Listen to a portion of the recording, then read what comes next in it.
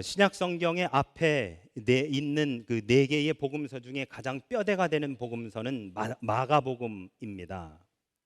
이 마가복음은 가장 먼저 쓰여졌을 뿐더러 이 마가복음을 토대로 마태복음과 누가복음이 기록이 됩니다.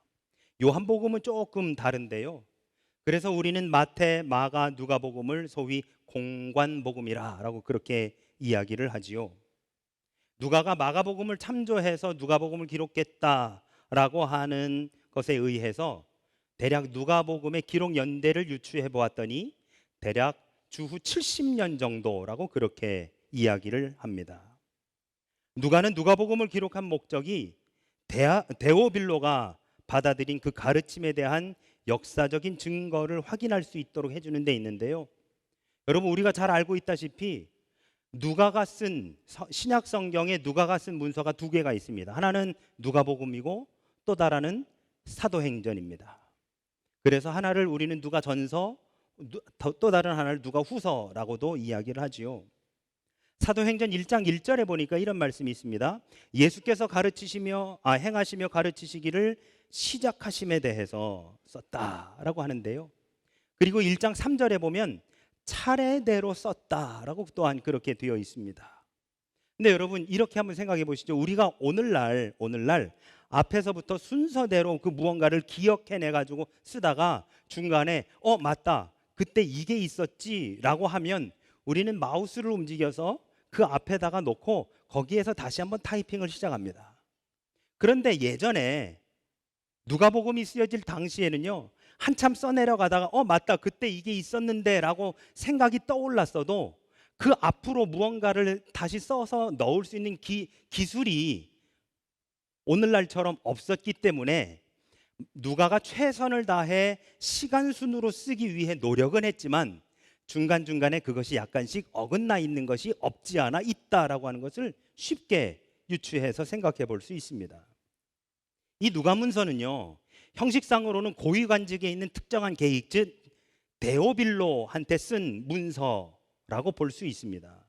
그런데 실제로는 모든 사람에게, 특히 이방인들에게 기독교가 단지 신학적이거나 아니면 윤리적인 가치를 찾는 여러 사변 체계 중에 하나가 아니라 역사의 한 사건과 밀접한 연관이 있고 그것에 대해 증언해주고 있는 이야기다라고 하는 것을 확신시켜주기 위한 메시지가 바로 이 누가문서가 되어집니다.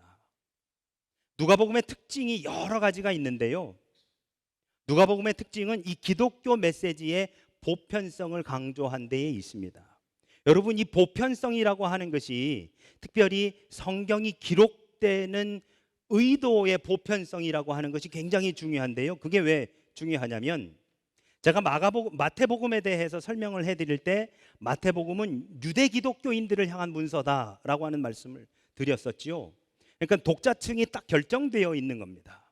그런데요, 이 누가복음은요, 독자층이 히브리인들이나 이스라엘 사람들에게만 국한되어 있는 것이 아니라 전체 모든 사람들에게 편만하게 보편적으로 주어지는 메시지가 바로 이 누가문서가 되어집니다. 그래서 누가복음 2장 23절에 보시면 예수가 이방을 비추는 빛이라라고 하는 찬양한 이 시므온의 노래부터 시작을 해서 24장 47절에 모든 족속에게 말씀을 전하라 하신 부활하신 예수님의 명령에 이르기까지 예수가 단순하게 유대인이나 히브리인들을 위한 그러한 메시아로 이 땅에 오신 것이 아니라 전 세계 온 열방을 구원하시기 위해 이 땅에 오신 분이다라고 선언하고 있는 것이 바로 누가문서의 핵심이 되어집니다. 그래서 누가복음의 핵심 내용이 19장 10절 말씀에 인자가 온 것은 잃어버린 자를 찾아 구원하려 함이라라고 선언한 것, 바로 이것이 누가복음의 핵심적인 키워드라라고 그렇게 이야기할 수 있습니다. 여러분, 우리가 잘 알고 있다시피 누가는 직업이 의사입니다. 오늘날이야 의사 하면 공부 많이 하신 분들, 그리고 죄송합니다만 돈 많이 벌 수 있는 직종이라고 우리는 흔히 그렇게 생각합니다. 그런데 여러분, 우리나라 역사 속에서도 의원은 신분이 중인이었지요. 역사 속에서 의사는 그리 대접받는 직업이 아니었습니다. 이때 당시 이 성경이 쓰여지던 당시의 의사라고 하는 직업군도 결코 대접받는 직업이 아니었습니다. 누가도 마찬가지였고요. 우리가 잘 알고 있다시피 누가는 조금만 더 깊이 들어가면 바울의 주치의였었다라고 하는 정도까지 우리는 알고 있지요. 그러면 여러분 보시지요. 이렇게 대접받는 직업이 아닌, 돈을 많이 벌거나 뭐 권세를 누리거나 하는 그러한 직업이 아닌 의사를 굳이 하는, 의사가 그럼에도 불구하고 되는 것은 결국 그 사람의 인격, 즉 타인을 향한 그의 마음이 어떤지를 잘 알려주는 것이라 하겠습니다. 물론 오늘날에도 돈이나 권세나 이런 것들을 바라지 않는 의사 선생님들이 얼마든지 있습니다. 누가의 마음이 어땠는지, 누가가 어떤 사람이었는지, 그리고 그 누가가 쓴 누가복음을 읽어보면 그 사람이 어떠한 마음을 가지고 다른 사람들을 상대하고 있었는지를 우리는 어렵지 않게 알아볼 수 있습니다. 누가복음이 마태나 마가나 요한의 문서와는 다른 것이 있다면 그것은 누가가 가진 그 인격의 독특성이라고 이야기할 수 있을 것입니다. 여러분, 글에는 글쓴이의 인격이 담겨집니다. 문장과 구성, 어휘뿐만 아니라 사건과 정황을 바라보는 시선을 통해 글쓴이의 인격은 그 글에 투영되기 마련이지요. 누가복음에는요, 여러분, 마태나 마가가 그렇게 관심 갖지 않았었던 사람들이 등장합니다. 그게 누구냐면 고아, 과부, 여인들, 이런 사람들입니다. 제가 여인들 이런 사람들입니다라고 표현해서 대단히 죄송합니다만, 당시의 여성은요, 이 남존 여비 사상이 굉장히 강해서 물건의 하나로까지도 취급되었었던 것이 여성이었습니다. 그래서 히브리 남자들이 결혼을 할 때에 어느 정도 일정 부분의 지급액을 주고 여성을 사오는 듯한 그러한 느낌도 굉장히 강했었기 때문에 여성에 대해서 이야기하고, 성경에서 여성에 대해서 이야기하고 있었다는 것은 굉장히 뭐라 할까요? 혁신적인 일이라고까지 이야기할 수 있습니다. 당대의 상황에서 소외되고 약한 자들을 눈여겨보던 이 누가, 그 누가의 눈길이 그 글 속에 고스란히 반영되고 있는 것이죠. 그러니까 여러분, 누가는 직업적인 의사라기보다는 환자 한 명 한 명 그 사람들의 인격과 아픔을 존중했었던 그런 의사였다고 볼 수 있습니다. 그것은 그가 어떤 상황과 사실을 받아들이는 섬세한 자세를 통해서도 증명이 되어집니다. 그는 단순히 그의 책에서 한 사람과 한 사건도 그냥 단순하게 처리하지 않습니다. 한 사람과 한 사건이 가진 고유성과 개별성을 미루어 살펴봄으로써 대상을 보편화하거나 단순화하지 않고 끊임없이 특성화합니다. 자기가 만난 여성, 과부, 고아, 그 사람들을 다가가셨었던 예수님에 대해서 굉장히 섬세하게 다가갑니다. 그래서 여러분, 성서학자들은 누가를 휴머니스트라고까지 이야기합니다. 바로 누가의 독특성, 인격의 독특성 때문이지요. 그의 복음서가 4개의 복음서 중에서 가장 긴 분량을 가지고 있는 것도 어쩌면 그 사건과 자신이 만난 사람들을 특성화시켜서 그들을 구체적으로 설명하고 이야기하기 위한 그의 하나의 노력이었다라고도 볼 수 있는 것이지요. 그렇기 때문에 누가복음은 누가의 인격을 통해 예수 그리스도가 증언되어지고 있는 그러한 독특성을 또한 가지고 있다라고 이야기할 수 있습니다. 오늘은 우리 성령 강림후 제13주를 맞아서 누가복음 8장의 말씀으로 가족, 그 복음적 정의라는 제목으로 용서와 화해에 대한 말씀을 함께 나눠보고자 합니다. 원래는요, 여러분, 오늘 우리가 읽고자 했었던 본문은 1절부터 22절, 21절 전체입니다. 그래서 여러분, 우리 목장 모임 하실 때라든지 1절부터 3절까지, 그리고 19절부터 21절까지만 읽지 마시고 1절부터 21절까지를 다 읽고 목장 모임에 임했으면 좋겠습니다.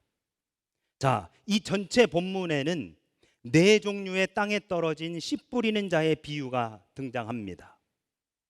그래서 우리는 농부로서 다가오시는 예수님의 모습을 보게 되는데요. 여러분, 지난번 동일한 본문인 이 마태복음 13장의 내용을 나누면서 여기에서 우리가 주목할 것은 우리의 마음밭이 돌짝밭이냐 길가냐 아니면 옥토냐에 따라서 심겨지는 씨앗이 말라졌느냐 아니면 30배, 60배, 100배의 결실을 맺었느냐, 이게 중요한 것이 아니라 예수님께서 지금 씨를 뿌리고 계시다라고 하는 것이 중요하다라고 하는 말씀을 함께 나누었었지요. 기억들 나십니까? 기억나시는 분들 한번 이렇게 끄떡끄떡 해주시지요. 감사합니다. 감사합니다. 여러분, 그런데 우리가 여기에서 또 하나 봐야 될 것은 무엇이냐? 예수님은 우리 인간의 마음밭이 옥토이면 많이 뿌리고 돌짝밭이나 가시덤불이나 아니면 길 가면 안 뿌리고 이러지 않는다는 거예요. 여러분, 우리 인간은 좋은 땅에 씨를 많이 뿌립니다. 그리고 옥토나 길가나 돌짝밭이면 아예 씨를 뿌리지 않습니다. 그런데 우리 예수님은 우리가 어떤 상황인지 상관없이 우리 마음밭에 씨를 많이 뿌려주십니다.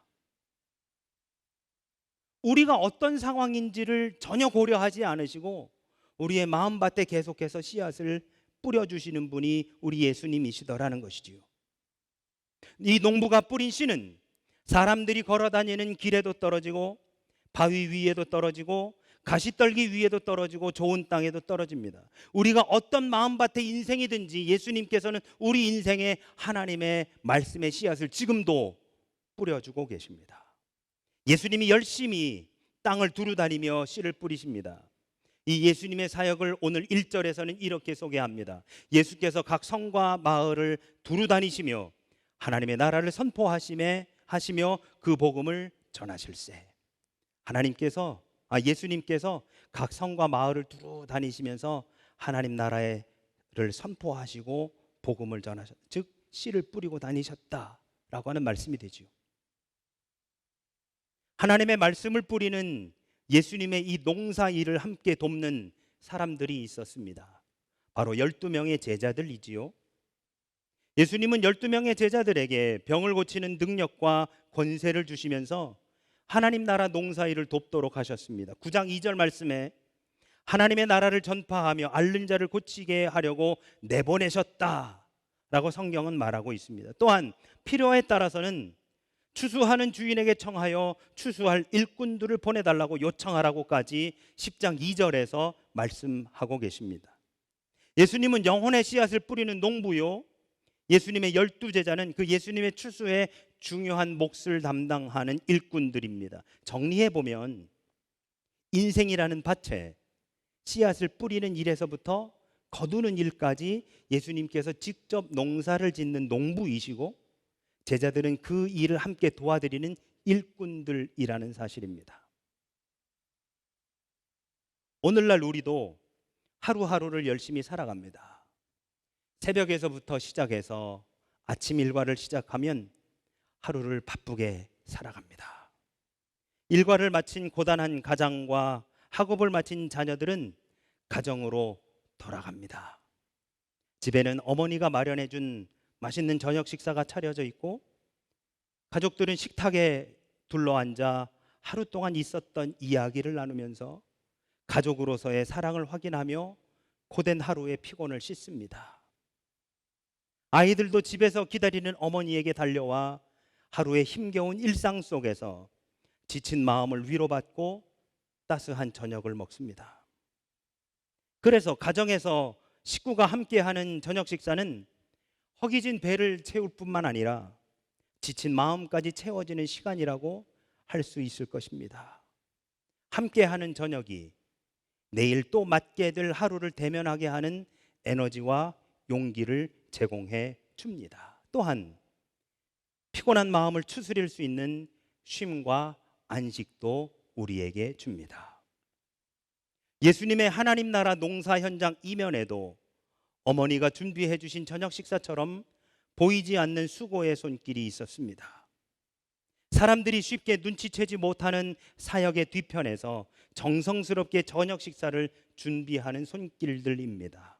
오늘 본문은 바쁘디 바쁜 하나님 나라의 농사 현장의 뒤편에서 수고하고 있는 그 여인들의 이름을 슬그머니 소개하고 있습니다.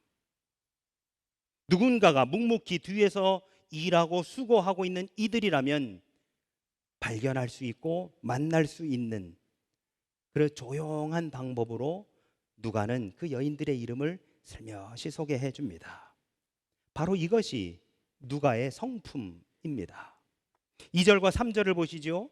또한 악귀를 쫓아내심과 병고침을 받은 어떤 여자들 곧 7 귀신이 나간 자 막달라인이라 하는 마리아와 헤롯의 청지기 구사의 아내 요한나와 수산나와 다른 여러 여자가 함께하여 자기들의 소유로 그들을 섬기더라. 여러분, 여기에 여인들의 이름이 등장합니다. 우리가 이제 새벽기도 때 열왕기의 말씀을 나눌 텐데요, 여러분, 열왕기에는 여성들의 이름은 거의 등장하지 않습니다. 구약을 한번 보실까요? 구약에도 거의 여성들의 이름은 등장하지 않습니다. 대부분 등장하는 인물들은 남성들입니다. 그런데 유독 이 누가의 문서에는 여성들의 이름이 굉장히 많이 등장합니다. 막달라 마리아, 요한나, 수산나, 그리고 끝내 이름이 밝혀지지 않은 다른 여러 여자들. 여러분, 이 여인들은 심각한 질병이나 귀신에 들려 있었던 여인인데 예수님께서 찾아와 고쳐주심으로 다시 새로운 생명을 얻은 그러한 사람들, 즉 예수님이 뿌린 씨앗은 덜어는 좋은데, 덜어는 가시밭에, 덜어는 길가에, 덜어는 가시덤불에 그렇게 뿌려져서 어떤 것은 말라 비틀어졌지만 어떤 것은 30배, 60배, 100배의 결실을 맺었다라고 누가도 그렇게 소개하고 있는데요, 어쩌면 이 여인들이 바로 그 좋은 옥토에 하나님의 말씀의 씨앗이 심겨져서 100배, 60배, 30배의 결실을 맺은 그러한 사람들이 아니었을까라고 하는 생각을 해보게 됩니다. 그 결실을 맺고 주님의 그 사역에 동참하며 기꺼이 기쁨으로 섬기고 있는 이 여인들이지요. 여러분, 곰곰이 생각해 보면 당시에 고침받았었던 사람들은 이보다 훨씬 더 많았을 겁니다. 각 고을마다, 마을마다 방문하시는 예수님은 수많은 병자들을 고치셨고 귀신에 눌려 살아가던 사람들을 해방시켜 주셨습니다. 이 일들을 제자들에게도 맡기시면서 똑같이 온 갈릴리 지역을 두루 다니게 하셨습니다.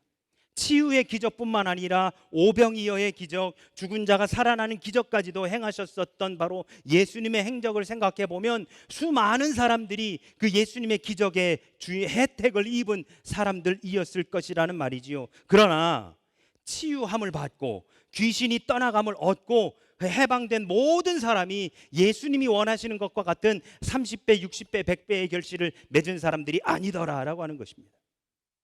그들 중에서 여기 거명된 마리아, 요한나, 수산나, 그리고 다른 여러 여자들, 이 몇 명만이 예수님이 원하시는 열매를 맺는 그러한 옥토 인생이었던 것 같습니다.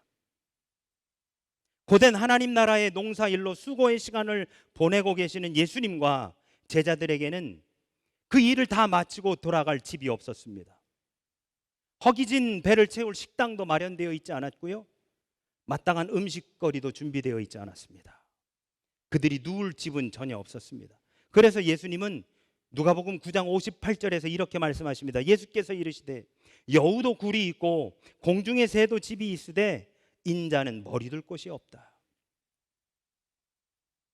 하지만 예수님과 제자들이 한참 일을 하고 있을 때면 금세 허기진 그 배를 채워줄 만한 야참을 이고 나오고 식사 때면 드실 주먹밥을 날라오는 이들이 있었으니 바로 오늘 소개된 바로 이 여인들입니다.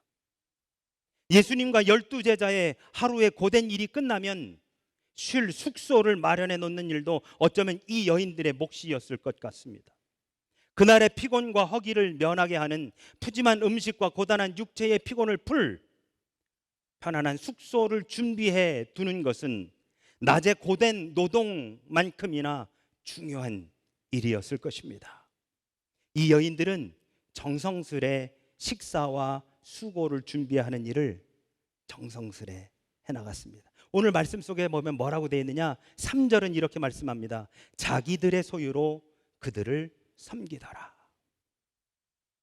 아무도 주목하지 않은 그 뒤편에서 예수를 도왔던 이 여인들, 행여나 자신들이 드러날까 그 뒤에 숨어서 예수님이 열매를 거두시는 이 옥토 인생, 예수님의 하나님 나라 사역에 어쩌면 숨겨진 영웅들이 아니었을까라는 생각을 해보게 되어집니다.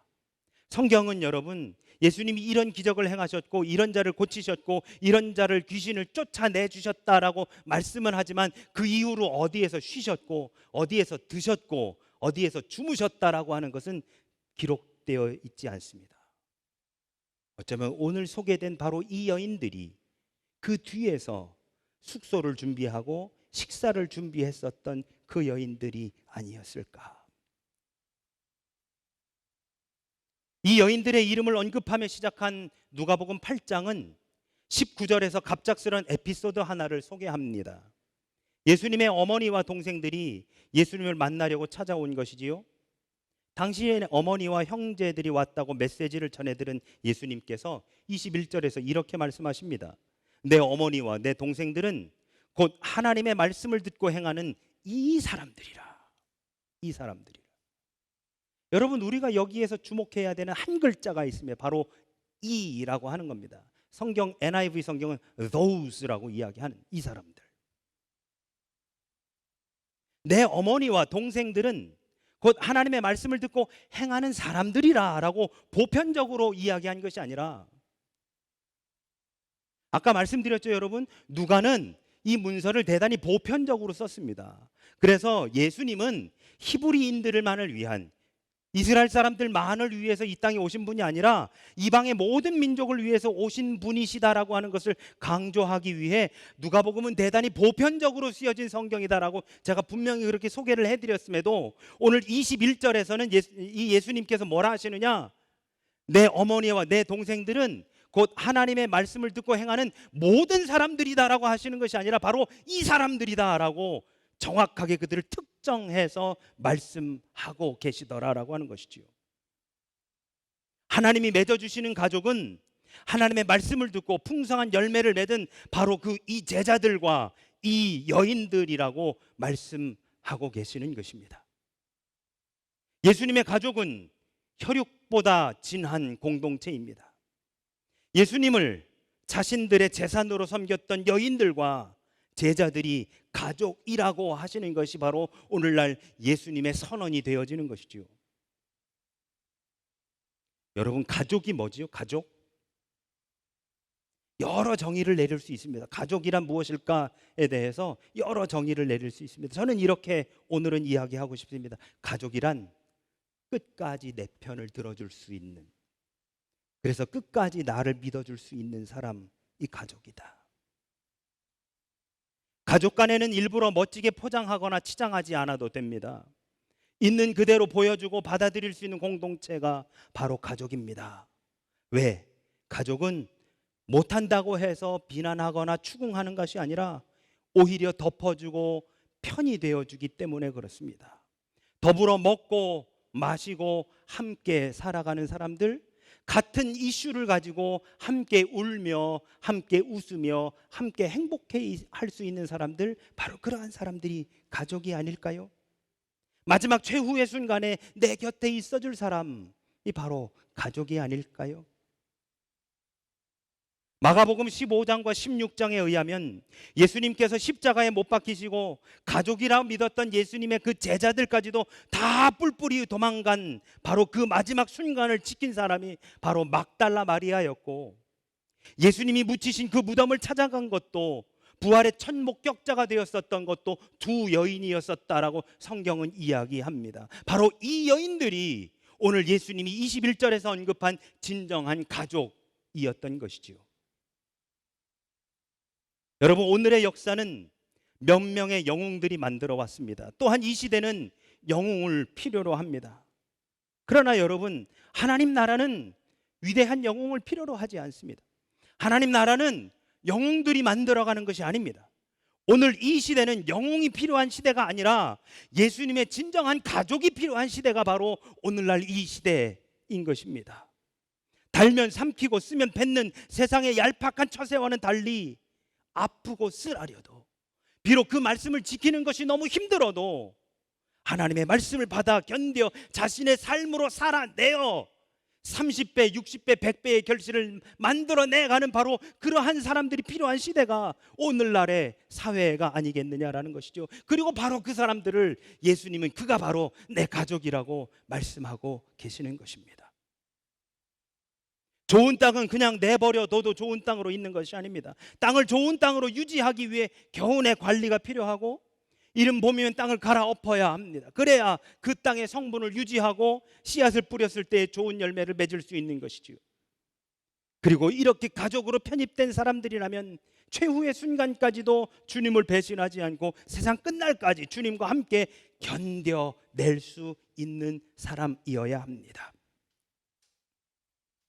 보이지 않는 무대 뒤편에서도 자신이 가진 소유로 예수님을 섬기며 묵묵히 자신의 자리를 지켜갔던 오늘 누가복음 8장에 나오는 바로 이 여인들, 비록 자신의 이름이 이 세상 가운데는 알려지지 않는 익명으로 남는다 할지라도 그저 여러 이름 모를 여자들이라고 그렇게 성경에 기록되어 있다 할지라도 주님은 나를 결코 평상 아래 숨겨두지 않으시고 등경 위에 두실 것이라고 오늘 분명히 말씀하고 있으니, 오늘 본문 8장 18, 16절에서 이렇게 말씀합니다. 누구든지 등불을 켜서 그릇으로 덮거나 평상 아래 두지 아니하고 등경 위에 두나니 이는 들어가는 자들로 그 빛을 보게 하려 함이라. 사랑하는 우리 영광의 성도 여러분, 우리 모두는 그리스도 안에서 한 가족들입니다. 우리의 작은 수고로 우리 교회가 이루어져 나아갑니다. 비록 아주 작은 것이라 할지라도, 비록 보잘것없는 것이라 할지라도, 아무도 알아주지 않는다 할지라도, 그래서 내 이름이 드러나지 않는 그 익명에 그저 여러 여자들이라고 기록된다 할지라도 바로 우리 한 사람 한 사람의 작은 수고와 정성으로 우리 교회는 이루어져 왔고 지금도 나아가고 있으며 앞으로도 이루어져 나아갈 줄로 믿습니다. 바로 우리가 예수님의 가족이어야 합니다. 바로 우리가 예수님의 가족이어야 합니다. 영웅은 필요 없습니다. 하나님의 나라에는 영웅은 필요 없습니다. 하나님의 나라에는 진정한 예수님의 가족만이 필요할 뿐입니다. 내 어머니와 내 동생들은 곧 하나님의 말씀을 듣고 행하는 이 사람들이라. 우리를 향해 우리 주님께서 바로 이 사람들이 내 가족이라고 하실 수 있는 그러한 옥토의 삶을, 그러한 좋은 땅의 삶을, 그래서 30배, 60배, 100배의 결실을 통해 내가 영광 받는 것이 아니라 주님 앞에 영광을 돌리며 살아가시는 저와 우리 모두가 우리 영광교회 공동체가 되어져 나가시기를 예수 그리스도 이름으로 축원합니다. 아멘.